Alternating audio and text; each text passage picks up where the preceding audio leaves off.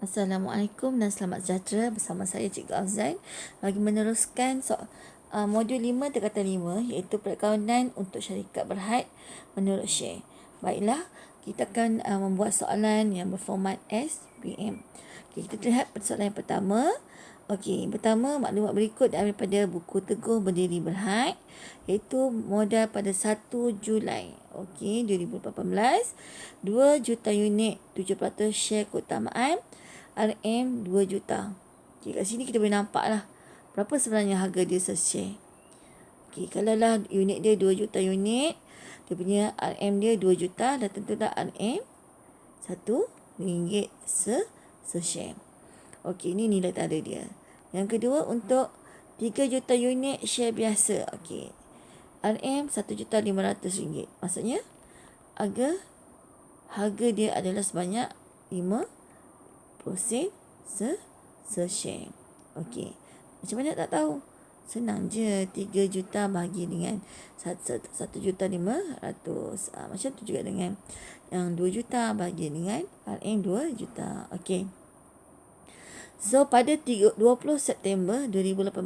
Okey, tadi kita cerita pasal 1 Julai. Sekarang 20 September. Okay, dalam tajuk bab syarikat ni, pelajar kena hati-hati dengan tarikh. Sangat perlu hati-hati ya. Syarikat menerbitkan 1 juta unit 9% share keutamaan pada harga RM1 se-share. Okay, ini kita cerita pasal share keutamaan. Okay, cikgu tulis di bawah boleh. Okay, pada 20 hari bulan 9, okay, iaitu diterbitkan, betul? Terbitkan share keutamaan. Berapa? Yang ini adalah 9% share keutamaan. Dia terbitkan sebanyak 1 juta unit. Okey, 1 juta unit. Okey, harga dia adalah RM RM1. Okey, RM1 se-share. Jadi, berapa? Tentulah RM 1 juta. Okey, betul. Yang kedua, 8 juta unit share biasa pada harga 50%. Okey, share biasa berapa unit? 800,000 unit RM 5%. Okey, so berapa? Okey, 800,000 unit bahagi 5% RM RM400,000.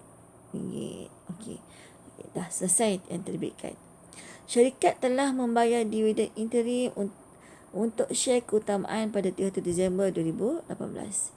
Okey, sekarang kita nak kira pula, iaitu dividen interim. Tapi kita ikut soalannya, kita tak tengok apa kehendak soalan. Kita baru buat analisis pada soalan dahulu. Okey, bila dia buat bayar dividen?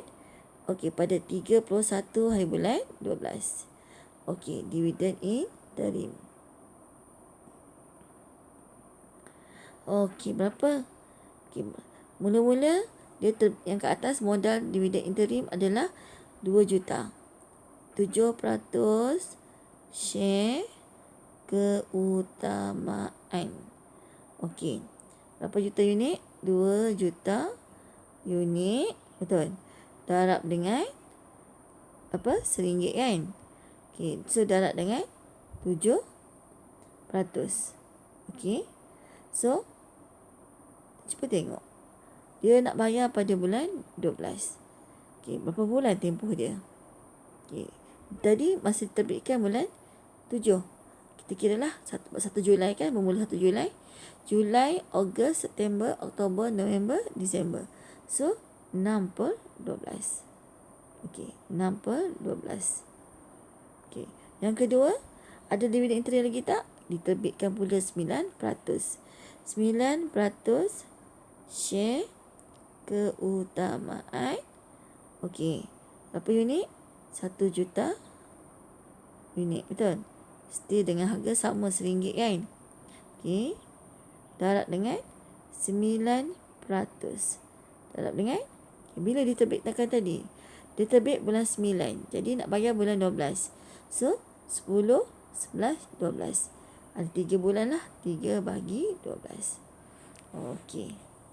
Dah selesai untuk maklumat yang ketiga. Yang keempat, bagi tahun berakhir 30 Jun 2019, okey, syarikat mengisytiharkan dividen akhir kepada pemegang syar keutamaan dan 5% dividen akhir kepada pemegang syar biasa. Okay, cuba kita lihat. Untuk dividen keutamaan, ada sebut peratus tak? Dividen biasa ada 5%. Ya. Dah tentu dia tak sebut. Kenapa? Sebab awal-awal lagi kita dah nampak 7%, 9% dalam keutamaan. Jadi, maksudnya dividen keutamaan dah tahu dah berapa jumlah dividen mereka akan dapat. Tapi, untuk share biasa, dia akan maklumkan kemudian. Okey, so kita boleh tulislah analisis di sini. 30 hari bulan 6 2019. Okey, untuk share ni kita nak kira apa ni? Dividen akhir. Okey, ni maklumat tentang dividen akhir. Okey, untuk dividen akhir, share keutamaan tadi kita ada 2 ya. 7% share keutamaan. Okey, cikgu terus ambil RM lah sebab dia senang tak RM1. RM 1 juta, betul? RM 1 juta. Okey, darab dengan yang pertama tadi berapa? 7%. Okey, 7%. Okey, darab dengan berapa? Sebab bulan last dia bayar interim bulan 12. So, kita akan bermula pada bulan 1 lah. 1, 2, 3, 4, 5, 6. 6 over 12. Okey, lepas tu 9% share keutamaan RM berapa? Tadi dia terbitkan 1 juta, kan? Okey, yang pertama tadi, yang pertama tadi 2 juta. Maaf ya, 2 juta. Yang kedua, yang diterbitkan adalah 1 juta. Betul? Okey, 1 juta darab dengan 9% juga 6/12. Okey, sebab dia dah bayar interim pada bulan 12. Sebab tempoh 6 bulan lagi lah. Untuk share biasa, okey, untuk share biasa, dia nak bagi 5%. Okey, so macam nak kira dia? Okey, ada berapa kali share biasa yang kita dapat sini? Pertama, modal dia lah. Itu sebanyak RM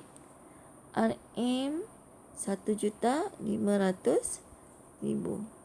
Okey, lepas tu yang ini. Yang kedua, semasa diterbitkan, iaitu RM 400,000. Okey, campur RM 400,000.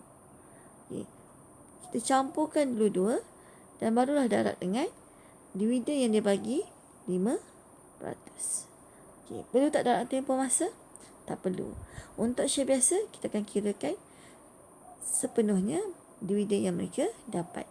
Tak perlu ikut tempoh masa. Okey, jadi baru kita tengok apakah kehendak soalan.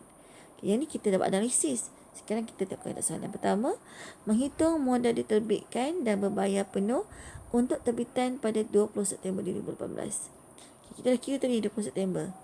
Okay, so sekarang kita nak tukar warna pen lah. Okay, supaya kita nampak sedikit pengiraan dia macam mana. Kita keluar pula ya.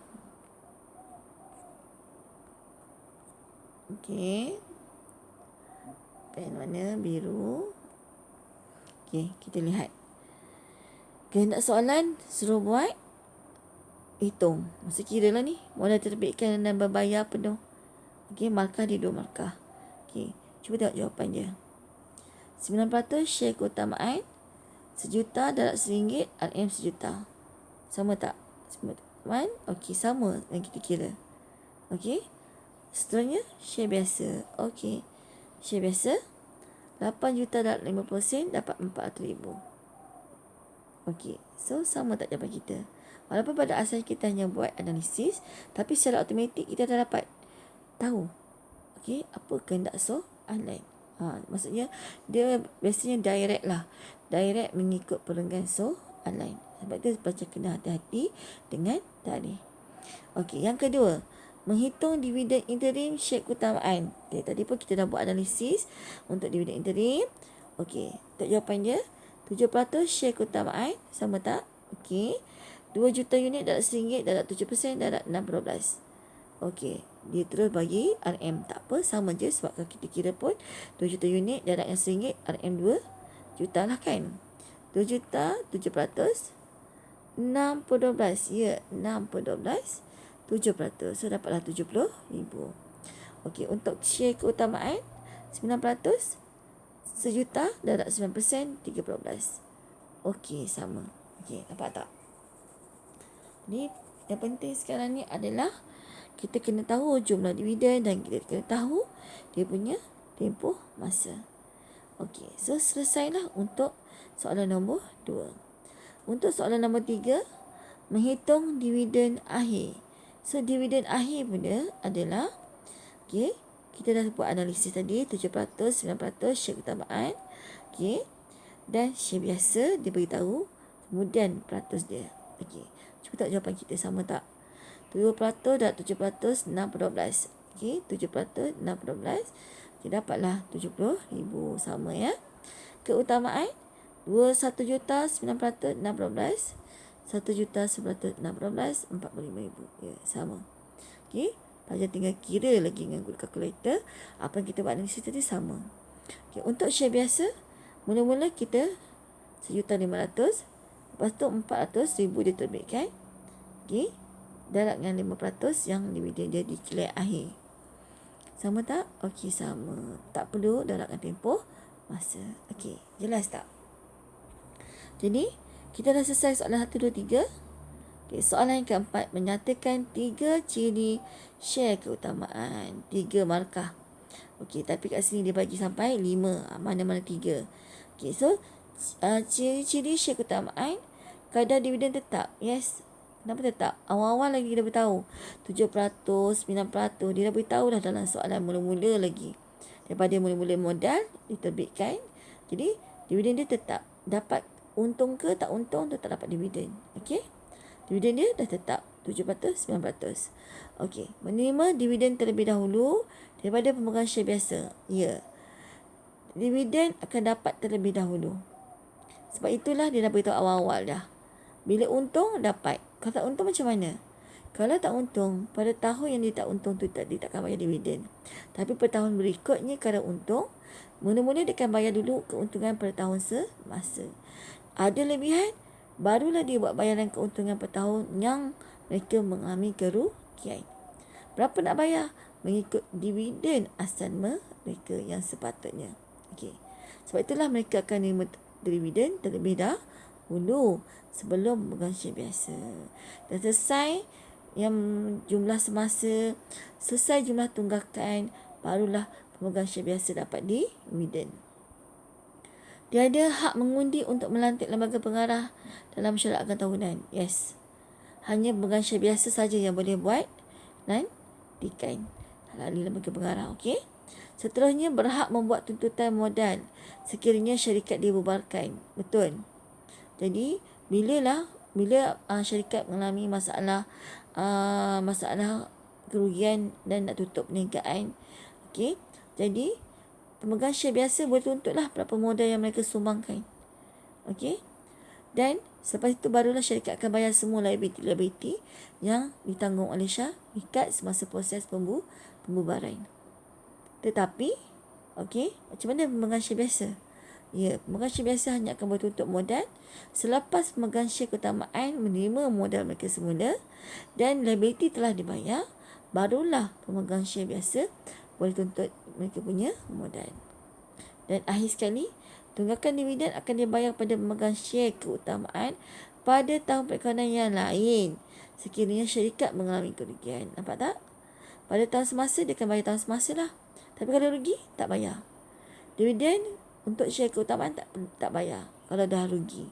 Bagaimana dengan tahun berikutnya? Tahun berikutnya kalau untung, dia akan bayar tahun semasa punya keuntungan. Dan pada masa sama, dia akan dapat tunggakan yang tahun sebelumnya. Okey, itu maksud dia. Okey, so kita selesai membuat soalan yang pertama ini, dan bertemu cikgu pada kelas akan datang bagi contoh soalan yang kedua. Okey. Jadi cikgu rasa selamat maju jaya, cemerlang A+ bersama Cikgu Afzal, Prinsip Perakaunan SPM. Assalamualaikum dan selamat sejahtera.